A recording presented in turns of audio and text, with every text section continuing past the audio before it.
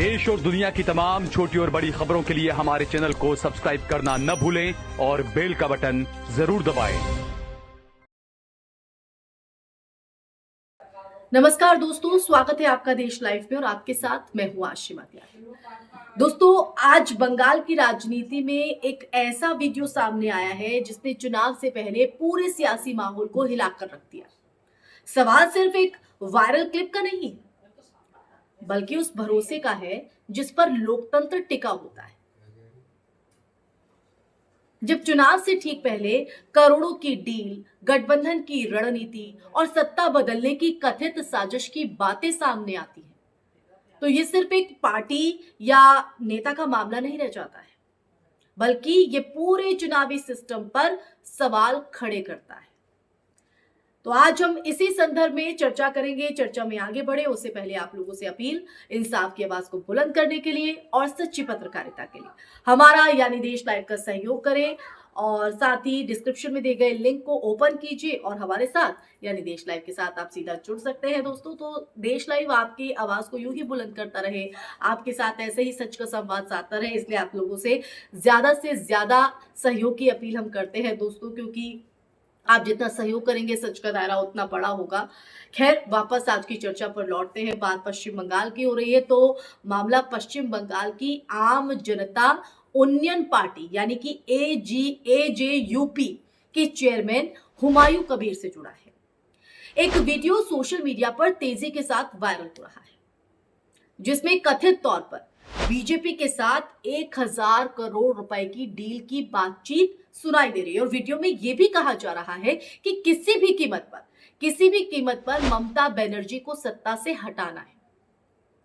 अब इस वीडियो को टीएमसी नेता नीलांजन दास ने सोशल मीडिया एक्स पर शेयर किया और जिसके बाद ये जो मुद्दा है वो राजनीतिक बहस का केंद्र जो है वो बन गया।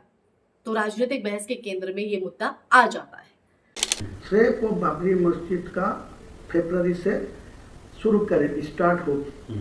स्टार्ट होने का 5% काम चलेगी वो चुनाव को टाइम तक, तो चुनाव खत्म हो जाएगी तो काज चलेगी।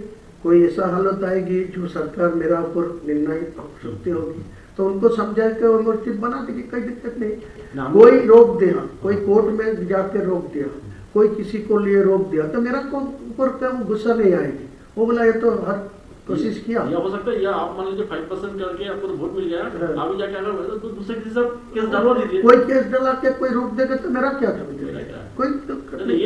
ये तो मेरा इलेक्शन का फायदा है, वो आपको बोला ना, मेरा दिमाग ऐसा ही।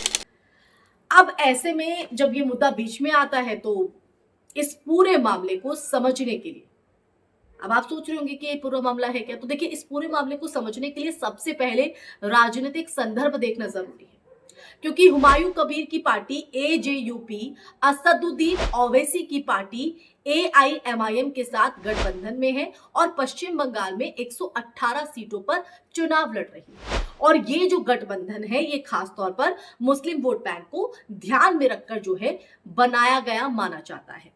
अब ऐसे में अगर इस गठबंधन के किसी नेता पर बीजेपी से डील करने का आरोप लगता है तो ये सीधा वोट ट्रांसफर और चुनावी नैरेटिव को प्रभावित करने वाला मुद्दा बन जाता है।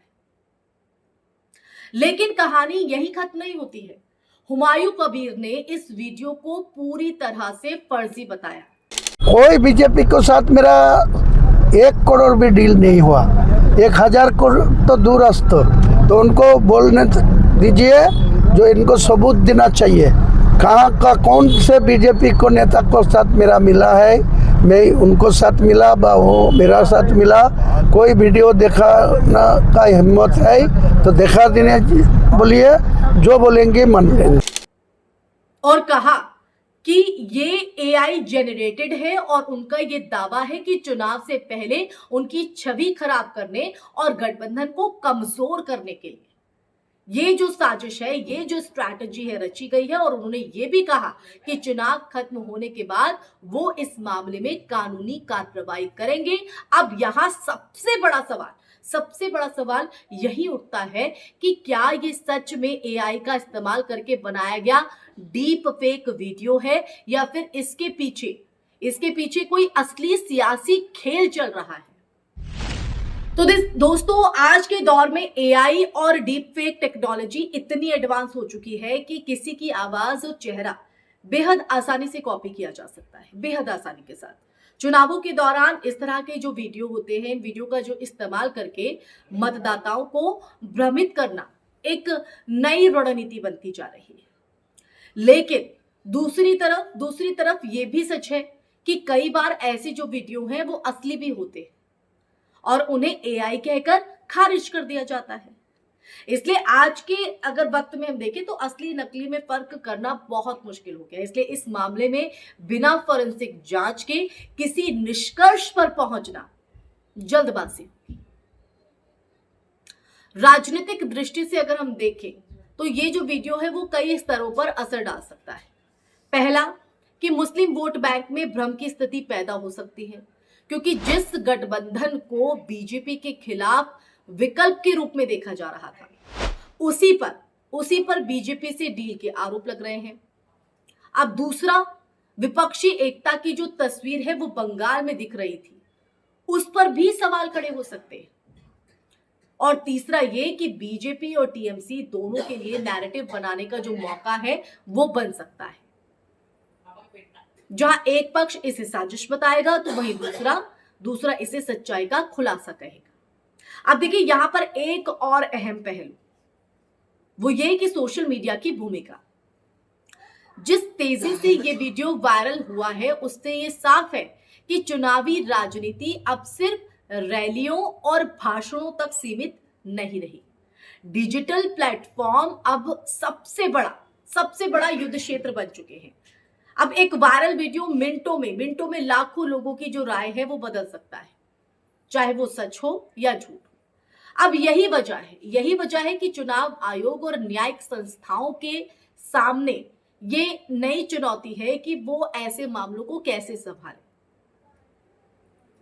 ये नया चैलेंज जब किस तरह से पार कर पाते हैं ये देखने वाली बात होगी। लेकिन अगर इस वीडियो की अगर बात करें तो इस वीडियो में कोई सच्चाई निकलती है ना दोस्तों, तो ये सिर्फ एक नेता का मामला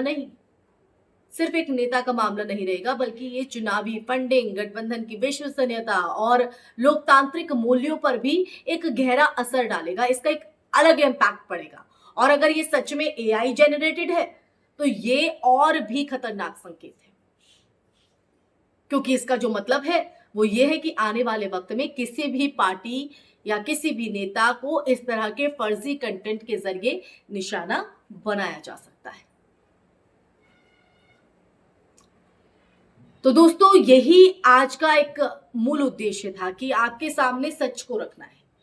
तो अंत में यही कि ये मामला हमें एक बहुत सीख देता है और ये मामला हमें एक बहुत महत्वपूर्ण बात भी याद दिलाता है कि चुनाव सिर्फ वोट डालने की प्रक्रिया नहीं है, बल्कि सूचना और भरोसे की भी परीक्षा है। और जब मतदाता के सामने सच्चाई और झूठ, इनके बीच की जो रेखा है वो धुंधली होने लगती है, तब लोकतंत्र की सबसे बड़ी ताकत ही कमजोर पड़ने लगती है। और बंगाल का जो ये पूरा मामला है वो सिर्फ एक राज्य का चुनावी विवाद नहीं है, बल्कि ये उस बदलती राजनीति का संकेत है कि जहां असली लड़ाई अब विचारों से ज्यादा नैरेटिव और तकनीक के बीच जो है वो हो रही है। तो दोस्तों, ये वो पूरा सच है जो आपके सामने रखा है इस चर्चा के माध्यम से। ये सच आप जानकर आपके मन में क्या विचार है, क्या सवाल है, और इन परिस्थितियों को देखते हुए आप क्या कहना चाहेंगे, आपका विश्लेषण क्या कहता है, कमेंट सेक्शन में कमेंट करके दीजिएगा अपनी राय। इस चर्चा में फिलहाल के लिए बस इतना ही। आप इस वीडियो को ज्यादा से ज्यादा शेयर कीजिएगा, हमारे चैनल देश लाइव को सब्सक्राइब कीजिएगा। फिर हाजिर होंगे ऐसा ही सच का संवाद लेकर। तब तक के लिए आप अपना ख्याल रखिए। जय हिंद, जय भारत, नमस्कार।